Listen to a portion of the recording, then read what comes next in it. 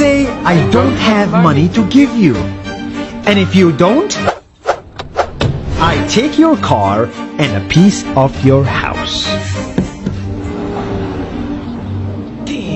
This is how debt works. And after 3 years of traveling the world, I noticed that this is exactly what China is doing. For example, take the small island nation of Sri Lanka. This developing country needs money and China has a lot of it. So Sri Lanka took billions of dollars in Chinese loans. It was easy money just there to be taken. And with that, they built skyscrapers, highways, airports, and shipping ports. The country grew and prospered. But few years later, this easy money came with interest rates, and Sri Lanka was so much in debt that it couldn't pay back China its money. And the only way out was to give China control of what they had built. In other words, Sri Lanka lost a piece of its home to China because of debt. This is the Chinese money trap. And it's a real thing I saw all over the world.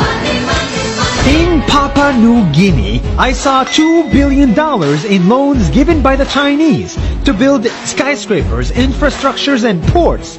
But there is no way this remote developing country can pay it back or its interest rate. And the only way out is to give China control of the country.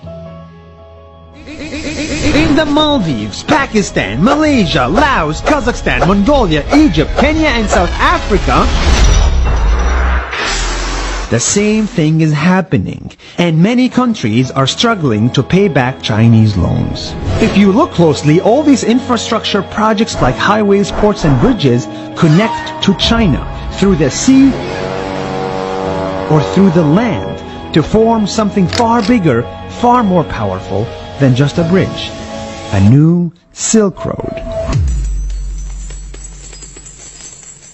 The world is already made by China, and I think slowly it will be owned by China.